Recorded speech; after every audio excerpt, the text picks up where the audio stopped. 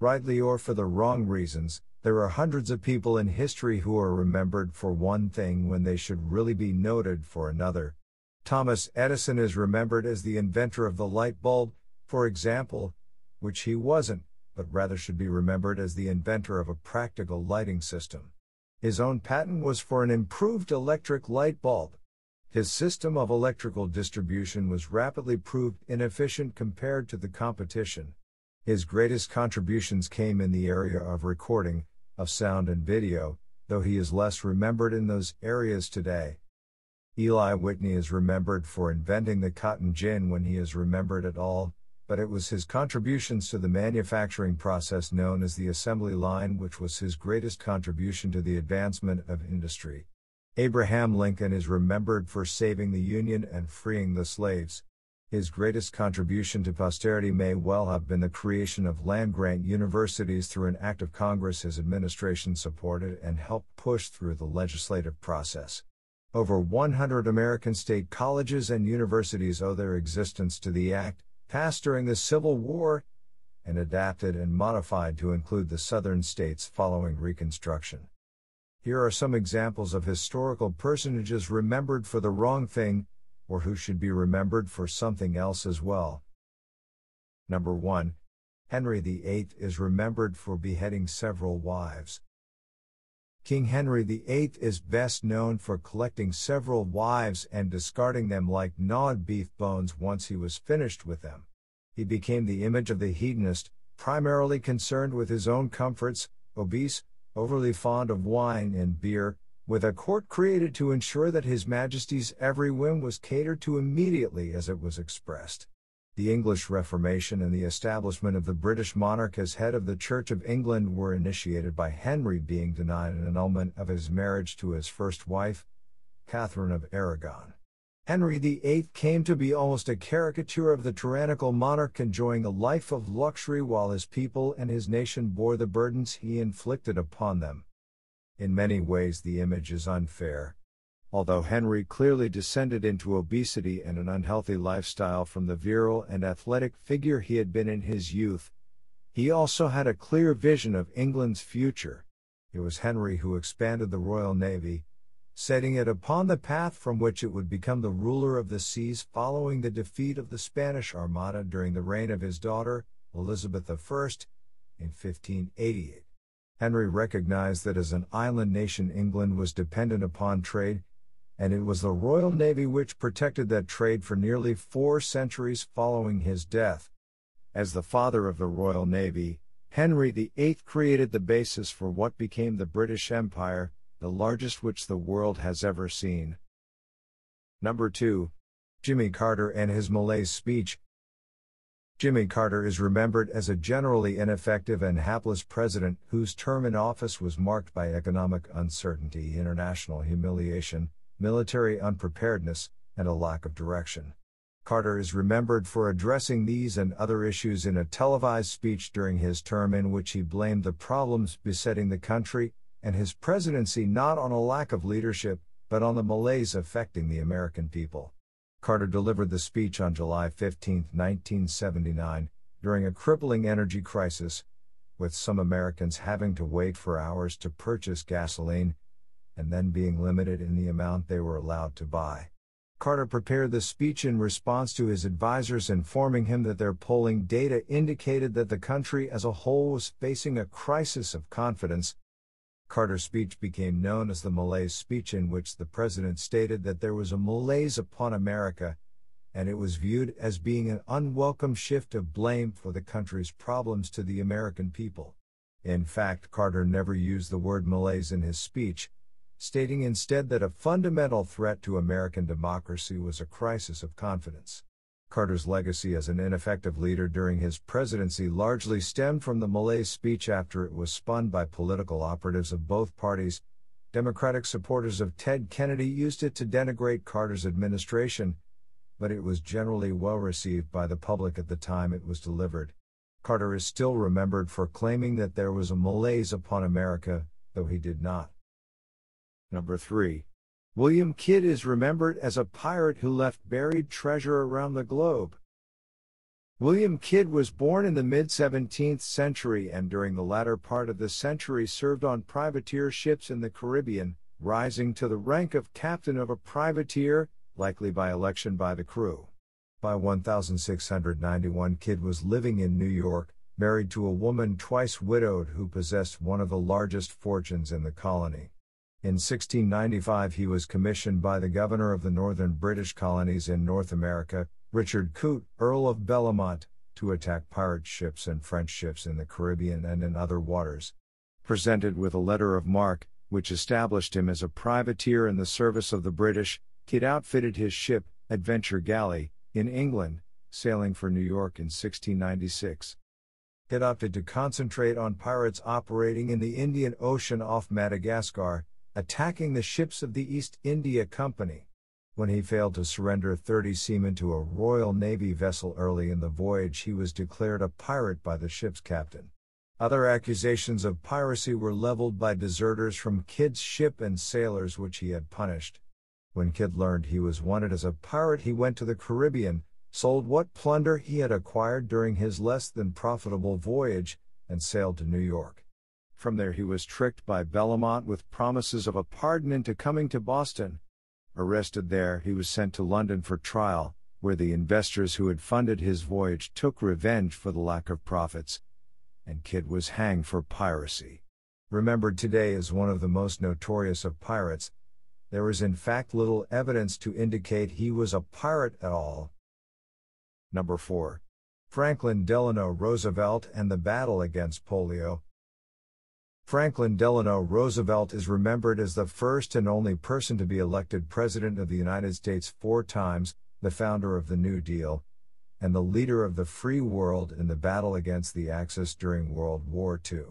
He also led the government in the repeal of Prohibition, helped create the United Nations, and established the Securities and Exchange Commission, Social Security, and the Federal Deposit Insurance Corporation, protecting the savings of American citizens from loss. He was beloved by many and reviled by many. He deservedly is remembered for these and many other things, all of which he accomplished as president from the confines of a wheelchair, having been stricken by paralytic illness in 1921. It was believed to be polio at the time, though diagnosis of his symptoms since his death attributed his paralysis to Guillain-Barré syndrome. But it was polio which he believed he had, and he deserves to be remembered not only for his own long battle with his paralysis, but also what he did to help others. In 1938, Roosevelt created a non-profit organization dedicated to combating polio by improving the health of children and expectant mothers, which he called the National Foundation for Infantile Paralysis. Both Sabine and Salk received funding from the organization during their research into the vaccines they developed which brought polio under control. During a fundraising campaign in 1938, singer Eddie Cantor labeled the program the March of Dimes. In 1946, the American dime was redesigned to feature Roosevelt's image, partly in homage for his founding of the March of Dimes and its battle against polio. Number 5. Abraham Lincoln was an inventor before he became president. In his youth, Abraham Lincoln made several trips on flatboats and steamboats on the rivers of the Midwest and South as a hired hand. He later acquired additional experience with the problems of navigating America's rivers as a passenger while working as a lawyer. Boats often were delayed when they encountered shoals or mill dams due to low water conditions. When a boat Lincoln was traveling on grounded in shoal water, which required a great deal of hard labor to free, the 23-year-old Lincoln began to consider the means of elevating boats over the shoals. With no engineering background to speak of, Lincoln considered the idea of inflatable flotation, using fabric waterproof bags to lift the boat's hull out of the water, or at least high enough to clear the obstruction. With the help of a Springfield, Illinois artisan, Lincoln designed and built a working model of his vision, and wrote a description of the design and its use. During his first term in Congress, he retained a patent attorney, had drawings of his invention prepared, and was awarded a patent for his design, which he called buoying vessels over shoals. The patent was awarded on May 22, 1849. though Lincoln never took any steps to enter production with the device and it was never put into use. Later engineers have expressed doubt that it was a practical solution. Nonetheless, Lincoln remains the only person to date to both hold a patent and serve as President of the United States. The model was placed in the Smithsonian Institution's Museum of American History. Number 6. William Bligh should be remembered for his seamanship. When William Bligh returned to England following his loss of His Majesty's armed vessel, HMAV Bounty, it was to a hero's welcome. The mutineers were reviled in England. Bligh was exonerated of wrongdoing in a court-martial and again dispatched to Tahiti to obtain breadfruit trees, the original mission of Bounty, and convey them to the sugar plantations in Jamaica. Upon his return from the second, successful voyage, he found that it was then he who was reviled. A successful smear campaign by the wealthy families of Fletcher Christian and Peter Heywood had painted Bligh as an insufferable tyrant and megalomaniac. Later in his career, during the Rum Rebellion in Australia, Bligh was again the subject of a mutiny, though again he was not at fault. For the rest of history, Bligh has been portrayed as the epitome of cruelty and tyranny. It is an unfair portrayal. The log of the Bounty reveals that Bligh punished sparingly and was solicitous of his crew's welfare and health. Nothing proves his true character more than the successful voyage of the launch following Bligh's ejection from Bounty. After one of his party was killed by the natives of Tofua, Bligh piloted the 23-foot launch, severely overcrowded with 18 men aboard, with minimal provisions, roughly 1 week's supplies on half rations, on a 3,618 nautical mile voyage over 4,000 statute miles, in 47 days without the loss of a man. He did so without charts or an accurate timekeeper, creating new charts of the islands and coasts they passed with astonishing accuracy. After reaching Timor, several of the party succumbed to the unhealthy climate of the region and Bligh himself was sickened, though he recovered. He should be remembered for achieving one of the greatest feats in the history of the sea, rather than being one of its greatest villains. Number 7. Neville Chamberlain is remembered for appeasement of Hitler. During the years prior to the invasion of Poland in 1939, Adolf Hitler gradually achieved several steps which corrected, as Hitler saw it, the draconian terms of the Versailles Treaty. In hindsight, one would think there were several opportunities for the British government to step in and stop Hitler's expansion of the German Reich. The reality of the times was Great Britain was still struggling with the effects of the Great Depression, and it was militarily unprepared to engage the Germans on its own. Its ally France demonstrated little political resolve, and there was little opposition when the Germans occupied the Saarland in 1935. Britain needed time to prepare for what appeared would be armed conflict with Germany. In the late 1930s, only its navy was ready for war. The radar installations which saved the British during the Battle of Britain were still under construction. Chamberlain tried to buy time through negotiation, and without a more belligerent France at his side, he had to consider Hitler's demands as to how they affected Britain alone. Chamberlain also attempted to strengthen British ties with Italy, going so far as to establish a private communication with Mussolini, in the hope that improved relations with the British Empire would weaken Italian links with Germany. There is no doubt that Chamberlain's primary goal was the avoidance of another war on the European continent, but the political and international realities of the time dictated his policies of appeasement, a word he himself used. When Hitler invaded Poland in 1939, Chamberlain informed Parliament that all blame for the war was Hitler's, and pushed for Great Britain to honor its commitments to the Poles. Number 8. Paul Revere accomplished much more than his midnight ride. Paul Revere was immortalized in the poem The Midnight Ride of Paul Revere by Henry Wadsworth Longfellow, though the event was barely considered important during his lifetime, and he was far from the only writer warning of the British movements on the night of April 18, 1775.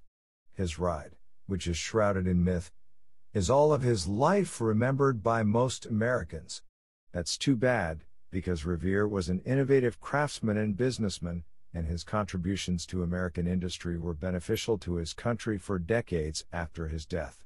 Revere was an innovator following the Revolutionary War, hiring skilled workers for his expanding ironworks, paying them according to skill level and number of hours of work completed, rather than relying on the traditional method of apprenticeship. In 1801, Revere expanded his business into the rolling of copper sheets, one of the first Americans to enter the business successfully. He found steady customers for copper bolts and other fasteners, and the shipyards of Boston and its environs used his copper sheets to sheath the hulls of ships, including USS Constitution. In 1802, his copper sheets lined the dome of the Massachusetts State House. His business, which before the Revolutionary War had consisted of a small silversmith shop, grew into the Revere Copper and Brass Corporation. In 1939, the company introduced Revere Work cookware, linking today's popular copper-clad pots and pans, as well as other cookware, directly to the Boston Patriot who had once sent the famous signal, 1 if by land, 2 if by sea. Number 9. Francis Scott Key did more than write the Star Spangled Banner. Francis Scott Key is known in the United States for having written a poem during the British bombardment of Fort McHenry and Baltimore in 1814, which was later set to the tune of an Old English drinking song, and which eventually became the United States national anthem. Key was a lawyer of considerable renown when he boarded HMS Tunnet to dine with British Admirals Cochrane and Cockburn, as well as General Robert Ross, to negotiate a prisoner exchange. The 3 British officers had supervised the burning of Washington, D.C. 3 weeks earlier. Because Key had seen the strength of the British forces bearing down upon Baltimore, he was detained aboard, and thus was present to observe the failed British attack and compose the verses for which he is famous. He was a lawyer of considerable reputation and importance, representing the arguments of presidents before the Supreme Court, including during the conspiracy trial of Aaron Burr. He was also a prominent opponent of slavery, though he owned slaves himself, a living example of America's dilemma over the issue, and was a founding member of the American Colonization Society, which raised funds for the colonization of Africa by freed slaves and other free blacks. Key manumitted his slaves in the 1830s, and represented slaves arguing for their freedom in court. It was also Francis Scott Key who prosecuted the man who was the first to attempt to assassinate an American president, Richard Lawrence, whose pistols misfired when he tried to shoot Andrew Jackson. Francis Scott Key should be remembered for many things besides the song which became the national anthem in 1931. Number 10. Robert E. Lee helped make St. Louis a major shipping center. Robert E. Lee is chiefly remembered for his service to the Confederacy, his surrender which ended the American Civil War, and as the symbol of nobility of the mythical Lost Cause. His military service remains controversial. To some he was a traitor to his country whose actions caused the deaths of thousands, while to others he was a hero of states' rights and freedom. He is a figure whose lifetime is shrouded by myths and falsehoods. To some he was one of the greatest generals in American history, to others his military mistakes, such as at Gettysburg, led to the defeat of the South. But there is no question he is remembered primarily for his actions during the Civil War, and ultimately for his surrender to Ulysses Grant in 1865. Before the Civil War, Lee made a contribution to the growth of the United States which served to strengthen the nation by making the upper Midwest, with its fertile acreage, a viable agricultural area.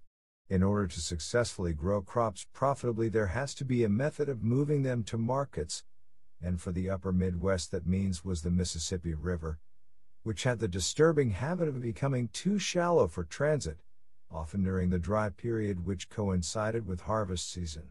As a member of the U.S. Army Corps of Engineers, Lee solved the problem by damming a portion of the river north of St. Louis, diverting the river flow to the west side of the river. The increased flow scoured the bottom of the river on the St. Louis side, deepening it, and making the river passable through the port year-round. It was possibly his greatest contribution to the success of the United States. Number 12. Andrew Carnegie built one of history's great fortunes from scratch. Andrew Carnegie began his professional career working as a bobbin boy in a mill, performing the mundane task of replacing spent spools of thread. He worked as a telegraph messenger boy, became a telegraph operator, made investments in railroads and telegraph companies, and eventually became a magnate in the manufacturing of iron and steel. The Carnegie Steel Company became one of America's largest, and by 1889 America led the world in steel production. In 1901 J. Pierpont Morgan purchased several steel companies, including Carnegie's, and created U.S. Steel, the first billion-dollar company, in terms of capitalization, in the United States. The deal made Andrew Carnegie, at the age of 66, one of the richest men in the world. Carnegie's story, a true Horatio Alger tale of rags to riches, would be enough, but an equally impressive part of the steel magnate's story deserves to be remembered. For the rest of his life, Carnegie gave his money away.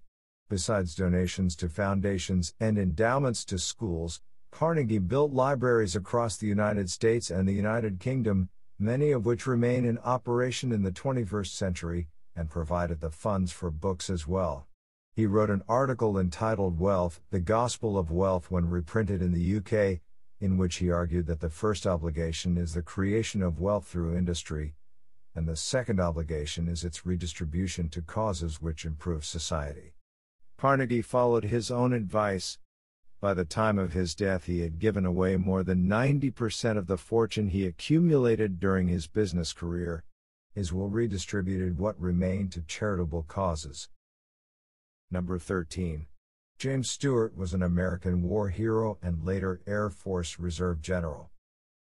When the United States entered the Second World War, several celebrities, including Hollywood actors and actresses, baseball players, football players, and others, joined the armed forces.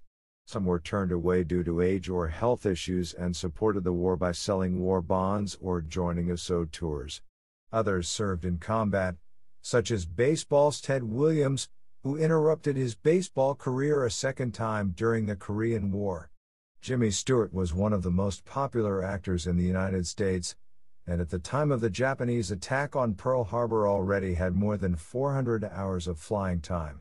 He enlisted as a private, was promoted to corporal during training, and received a commission as a second lieutenant in January 1942. Stewart balked at being used in stateside missions for publicity, and for the filming of recruiting films, requesting assignment overseas. He got his wish when he was assigned to the 455th Bomb Group, which went to RAF Debenham near Norfolk, England. Stewart flew 20 combat missions over France and Germany, in a consolidated B-24 Liberator, often in command of the sortie. He flew several other missions as an uncredited observer or pathfinder. He received numerous awards for his combat service, including the Distinguished Flying Cross, twice, the Air Medal, with 3 oak clusters, and the French Croix de Guerre. He remained in the Army Air Force Reserve and the U.S. Air Force Reserve following the war, eventually rising to the rank of Brigadier General, qualified to fly the B-52. Had he never been an actor, he would be remembered for his services to the United States Air Force. Number 14. Napoleon achieved his strategic goals in Russia. Napoleon is often excoriated for making the mistake of invading Russia in winter, which brought about the destruction of his army and eventually the demise of the French Empire. This is both overly simplistic and untrue. Napoleon's military goals for the Russian campaign were the defeat of the Russian army in battle, followed by the capture of Moscow, which, though not the political capital of the Tsar, which was St. Petersburg, was nonetheless the spiritual capital of the Russian people. Napoleon began his invasion in June 1812, defeated the Russian army in several minor and one major engagement, and entered Moscow in September 1812, setting up his quarters in the Kremlin. In ordinary 19th-century warfare, Napoleon could reasonably expect the Tsar to sue for peace. Alexander was inclined to do so, but his generals dissuaded him. Instead, the Russians burned Moscow, destroying more than 75% of the city. Without food or shelter, Napoleon had no choice but to withdraw. He intended to return by a route to the south of his invasion march, where supplies had not been exhausted by the ravages of the two armies in the summer. When the Russians blocked him with strong defensive positions, he was forced by the time pressures concerning the onset of winter to follow the same route he had previously used. All armies of the day lived primarily on what they could forage, and there was little to be had by either of the contending armies. Winter and starvation ravaged the French, but they did the pursuing Russians as well, who suffered more than 400,000 dead and wounded. It was the destruction of Moscow which defeated Napoleon, forcing him to face the Russian winter. Number 15. Amelia Earhart was a pioneering feminist in the 1960s vein. Amelia Earhart is remembered as a pioneering aviatrix who captured the hearts of people around the globe with her achievements in the air. She was the first woman to fly across the Atlantic solo, though her flight was considerably shorter than Charles Lindbergh's of 5 years earlier. Lindbergh had flown from Long Island to Paris. Earhart's flight was from Newfoundland to Ireland. Already a celebrity when she made the flight, the achievement cemented her international fame. In 1935, Earhart became the first aviator of either sex to fly from Hawaii, Honolulu, to California. She wrote both books and articles about her experiences in the air and on other topics, including the one for which she would be known were it not for her flights: feminism.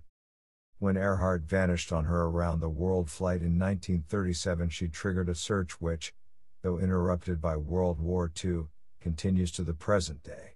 The mystery of what happened to her has overshadowed her advocacy for feminist issues.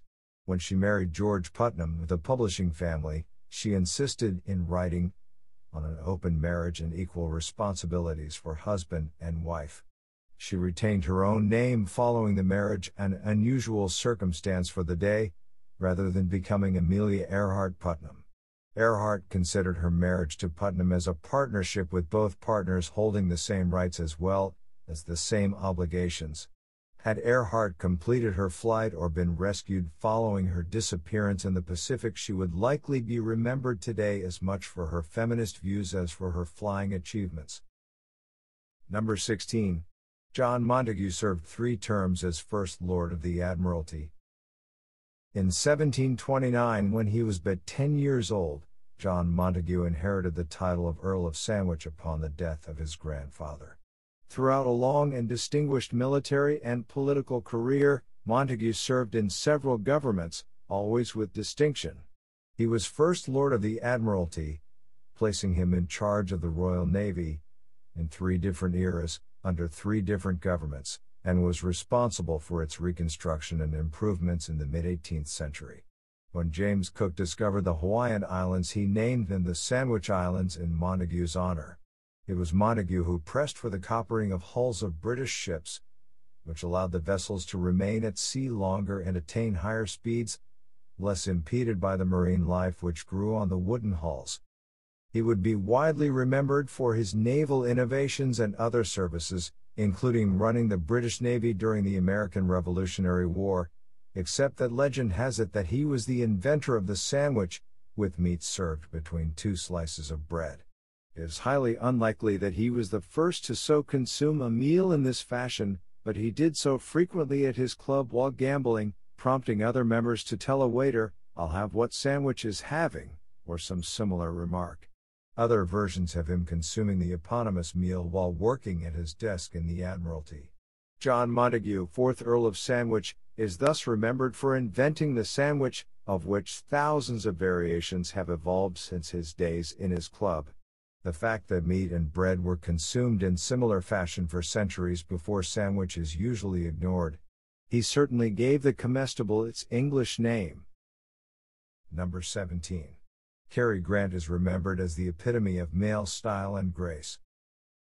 In the 1930s and 1940s, Cary Grant was one of the most famous of the leading men in Hollywood films, equally comfortable in comedic and dramatic roles. Born in England, and named Archibald Leach, Grant was an acrobat and vaudeville performer in England and America before achieving success in Hollywood in the 1930s. During the war years he remained in the film business, appeared in USO shows and tours, and made the types of propaganda films which Hollywood churned out during the war to promote morale at home. Late in his career, he was approached about playing the British spy popularized in the series of novels by Ian Fleming, James Bond, but he turned down the role. It may have been too close to the truth.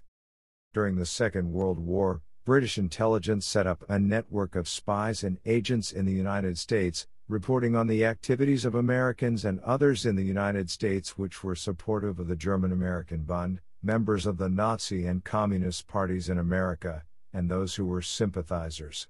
Several suspected Nazi sympathizers were in Hollywood, including Errol Flynn, who had once been introduced to Adolf Hitler. Grant reported back to handlers in New York on what he observed regarding pro-Nazi and other activity in the Hollywood community, which was duly transferred to London. The surreptitious British activity continued even after the United States entered the war. It was never formally admitted to by Churchill, though there was evidence he shared some of the information with FDR. Number 18. Chester Nimitz and the United States Pacific Fleet in World War II. Chester Nimitz was the Commander-in-Chief, United States Pacific Fleet, SINGPAC, from shortly after the attack on Pearl Harbor, when its commander was Husband Kimmel, until after the surrender of Japan. He oversaw the Central Pacific Island campaigns, as well as the great naval victories at Midway, the Marianas, and in the sea lanes around the Philippines. A submariner himself, he was also responsible, through his deputies, for the American submarine campaign against the Japanese Navy and Merchant Marine. Nimitz was one of the architects of the victory in the Pacific War, and deservedly holds the reputation of being one of the United States' greatest naval leaders in history. But it was nearly not so. Had Nimitz accepted the command of the Pacific Fleet when it was first offered, he would have shared the blame for Pearl Harbor. In the summer of 1941, it was decided to keep the fleet in Hawaii, rather than returning it to its west coast anchorages at San Pedro and San Diego. The fleet commander, Admiral James Richardson, complained about leaving the fleet in the forward position in Hawaii and was fired.